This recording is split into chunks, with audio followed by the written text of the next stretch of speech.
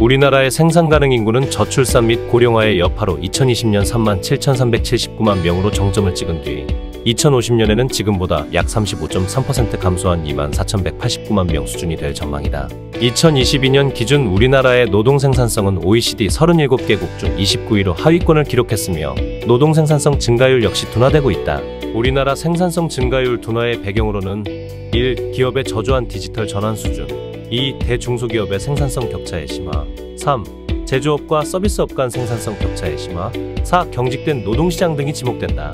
우리나라의 생산성 제고를 위하여 본 보고서에서는 첫째, 노동 공급의 축소 극복을 위한 디지털 전환 활성화, 둘째, 대중소기업 생산성 격차 완화를 위한 기업의 상생협력 강화, 셋째, 산업 간 생산성 격차 완화 및 경쟁력 제고를 위한 서비스업 경쟁력 강화 및 제조업의 서비스화 확산, 넷째, 노동규제 완화 및 겸업 장려 등 일하는 방식의 변화를 통한 노동시장의 경직성 해소를 정책 제언으로 제시하고자 한다. 첫째, 디지털 전환 활성화를 위해서는 기업의 혁신 기반 조성 및 디지털 전문 인력 확보가 필요하다. 우리 기업은 디지털 전환의 필요성은 인지하고 있으나 정보, 재정, 인재 부족 등의 이유로 디지털 전환 도입을 어려워하는 것이 현실이다.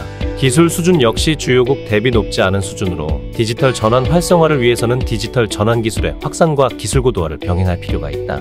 이를 위해 정부는 디지털 전환 기술을 테스트하고 기업 간 디지털 추진 관련 정보 기술 공유를 원활하게 할 수 있는 테스트베드를 제공할 필요가 있다. 또한 데이터 축적, 공유 등 데이터 활용 기반 조성을 위한 법 제도의 정비와 더불어 DX 필요 분야 기업 수요 조사를 통해 기업들의 기존 내부 시스템과 도입이 필요한 DX 툴이 연계될 수 있도록 시스템 구축을 유도할 필요가 있다. 한편 디지털 전환 등 기술 역시는 숙련 지식 편향적 기술 노동의 수요 증가를 수반하나 산업 현장에서는 디지털 인재가 부족한 것으로 드러나 인재 경쟁력 제고가 필요하다. 우리나라의 인재 경쟁력 지수는 주요국 대비 낮은 수준으로 국내외 인재 유입을 위한 단기적, 중장기적 관점에서의 전략 마련이 필요하다.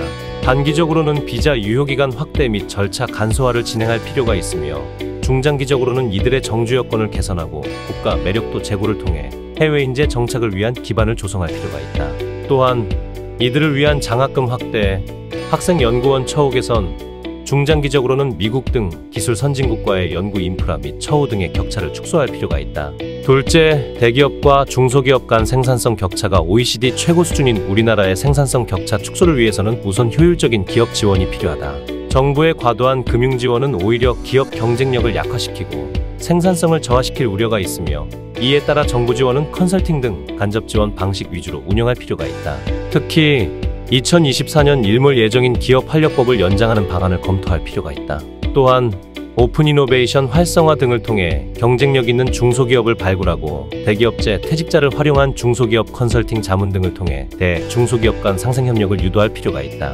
대기업 입장에서는 우수 중소기업 협력사를 발굴할 수 있고 장기적으로는 우리나라 전체의 생산성 및 기업 경쟁력 강화로 이어져 중소기업뿐 아니라 대기업도 이득을 볼 수 있는 구조이다. 셋째, 우리나라 제조업 중심의 정부 지원 정책을 서비스 산업 및 제조업과 서비스의 융복합으로 확대할 필요가 있다. 우리나라 근로자의 74%가 서비스업에 종사할 정도로 서비스업 비중은 작지 않으나 영세사업장 중심의 내수위주 경영활동 등으로 인해 제조업 대비 혁신활동 비중도 절반이 채 안 된다. 따라서 정부는 서비스업의 경쟁력 강화를 위해 수출 장려, 대외 개방, 그리고 제조업 위주의 지원을 서비스업까지 확대할 필요가 있다. 마지막으로 우리나라의 경직된 노동시장을 유연화하기 위해 고용경직성 등 노동시장 규제를 해소하고 겸업 확대를 통한 일하는 방식의 변화를 유도할 필요가 있다. 우리나라 노동경직성은 OECD 평균을 상회하는 수준으로 기업 설문조사 결과 역시 노동시장 유연성 제고를 정부에 바라는 고용노동정책 1순위로 꼽은 바 있다. 일본은 생산가능 인구 감소에 따른 생산량 확보를 위해 부업, 겸업 허용을 확대하는 추세로 우리나라도 이를 참고할 필요가 있다. 다만 생산성 제고를 위해서는 인재 경쟁력이 뒷받침되어야 하는 만큼 생산 가능 인구를 최대한 확보하는 방안을 검토해야 할 것이다.